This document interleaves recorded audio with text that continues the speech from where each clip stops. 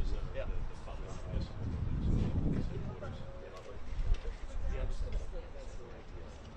What's gonna do about AC power? It's going to be the government. It's gonna be here. Copy that. Yeah. We're looking at about a 12, 10, 12 people start. I think you're good. He has to get here and get situated first. He's got to like roll up right here and walk out from the side. Could be, but we've been told it can't take and then good to go. Alright, good. Sure. Who are you? Not really, but we can make it work. Oh, nice. Who, what's your name? Alex. Nice to meet you.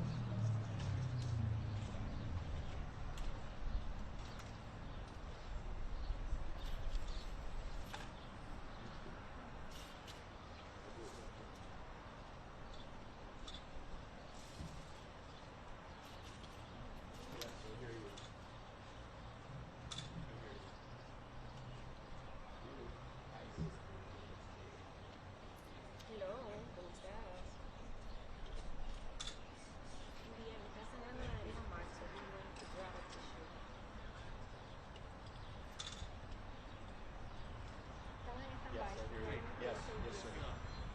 Yes, this is Dave.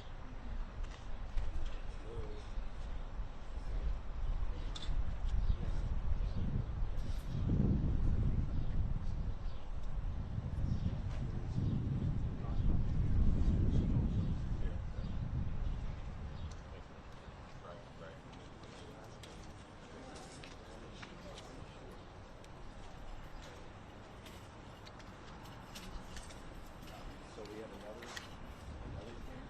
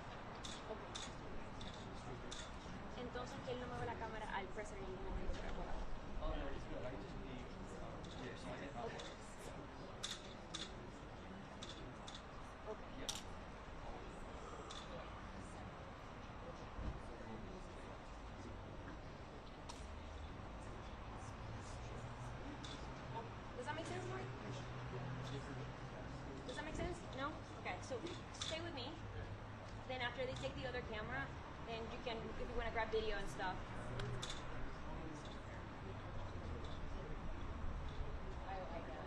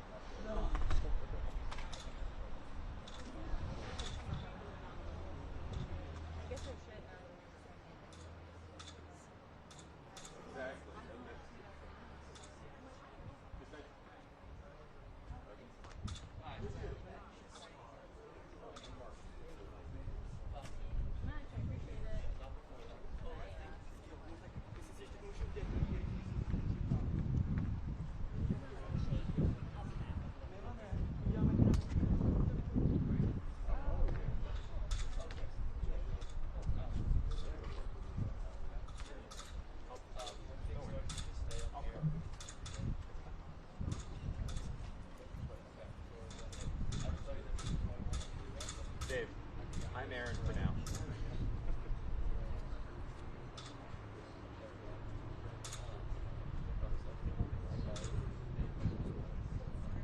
Copy that. Would you like that better?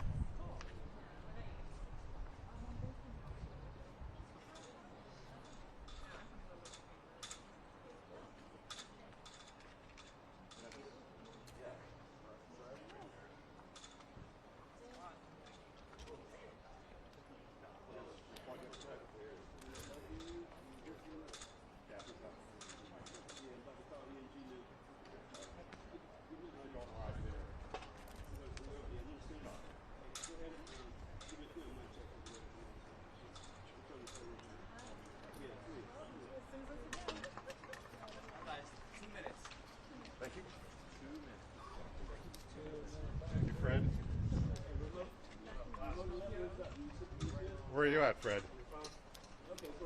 Fred, can you hear me? You're good? Good. Everybody good?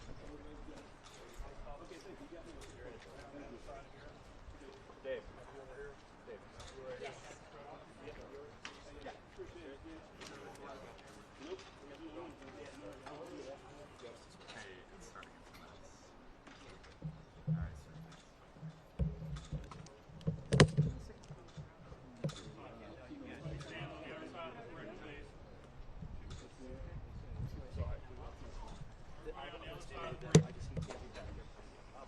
I'll put onto that side one, please.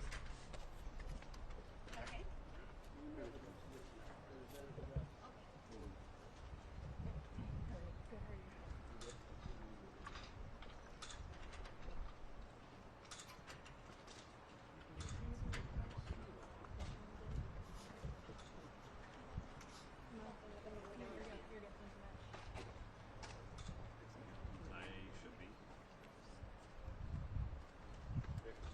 Connor, you still have me?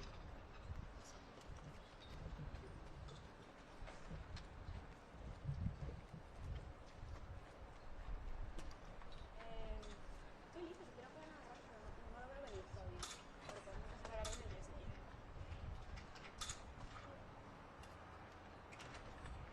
I'm ready cuando quieran.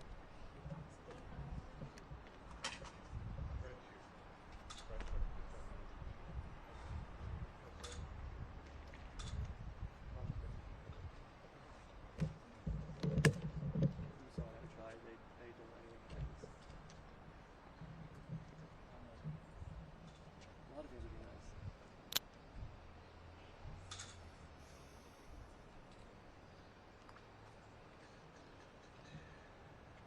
¿Qué tal? Muy buenas tardes. Les saluda Isabel Sánchez en vivo a esta hora desde Butler, Pensilvania, donde en minutos se espera el gobernador Shapiro comience a dar declaraciones acerca de lo más reciente de la investigación acerca del tiroteo que ocurrió el día de ayer en un meeting justamente en este pueblo. Estamos en las afueras de Pittsburgh. Se espera que también en minutos representantes de la policía de Pensilvania ofrezcan actualizaciones acerca de la investigación que involucra también a las personas heridas durante este incidente. Desde hace unos 15 minutos estamos esperando y nos dicen que es cuestión de instantes para que ingrese entonces el gobernador a pronunciarse al respecto. Sería la primera declaración en persona o en cámara que tendría el gobernador hasta ahora, y los medios de comunicación de todo el mundo están justamente acá buscando capturar este momento.